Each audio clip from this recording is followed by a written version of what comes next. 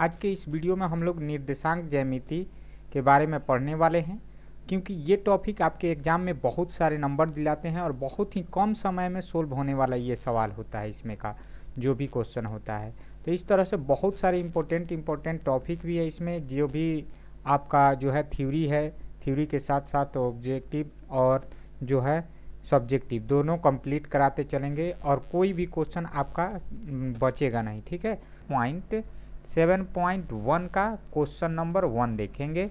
इस question number 1 में 1 देखेंगे। कह रहा है बिंदुओं के निम्नलिखित युग्मों के बीच दूरियां ज्ञात कीजिए। क्या ज्ञात करना है? दूरी ज्ञात करना है।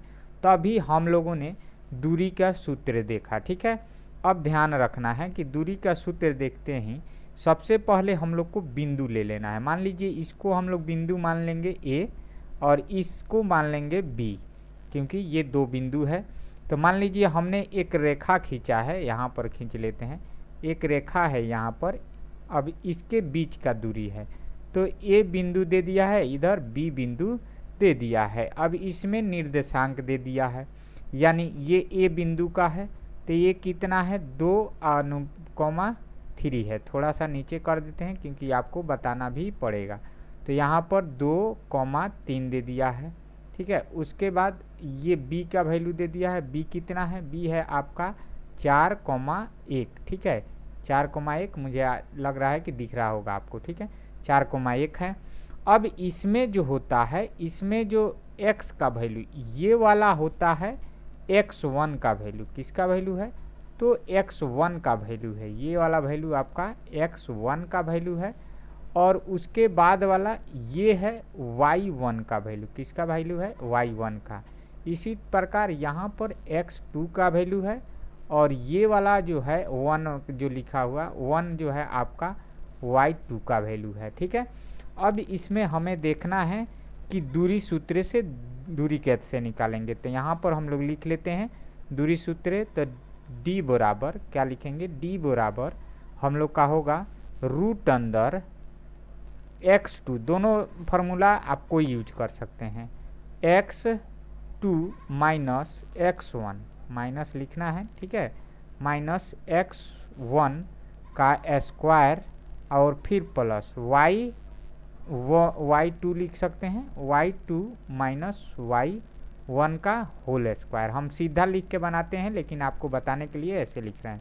ठीक है, चलिए अब यहाँ पर ध्यान दीजिए x2 का मान कितना है। यहाँ पर हम लोग देखेंगे x2 का मान यहाँ पर है, x2 का मान 4 है। ठीक है, x2 का मान 4 है।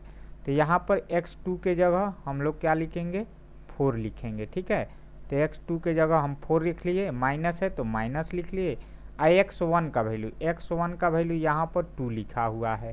तो x1 का वैल्यू 2, इसका जो है पावर कितना है? 2, यानी स्क्वायर है, प्लस फिर y2 यहाँ पर है तो y2 का वैल्यू यहाँ से हम लोग 1 लेंगे। 1 है यहाँ पर तो 1 और माइनस है तो फार्मूला में माइनस, y है तो y। ठीक है, y का 1 का वैल्यू कितना है? y1 का वैल्यू यहाँ पर है तो y1 का वैल्यू 3 है तो 3 का होल स्क्वायर कर देंगे।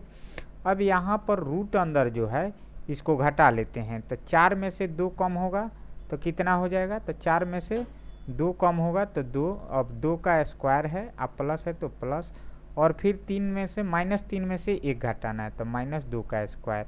अब जो ध्यान रखना है यहाँ पर, इस बात को ध्यान रखना है कि 2 का स्क्वायर तो 4 हो गया, फिर प्लस है तो प्लस। ठीक है, लेकिन यहाँ पर ध्यान ये रखना है कि यहाँ -2 है।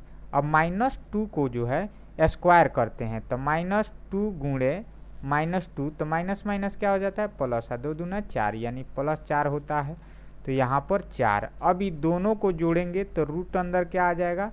रूट अंदर 8 आ जाएगा। अगर इसको हम लोग रूट से बाहर निकालना चाहते हैं तो 8 का एलसीएम निकाल लेंगे। तो 8 का एलसीएम निकालेंगे 2 से तो 2 दूना 4 दूना 8 हो जाएगा, और फिर 2 से निकालेंगे 2 दूना 4। लेकिन 2 ये इसका जोड़ा लग रहा है तो 1 2 बाहर आ जाएगा क्योंकि इसका जोड़ा लग गया।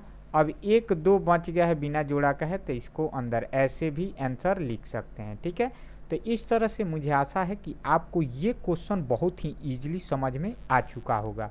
चलिए अगला क्वेश्चन देख लेते हैं।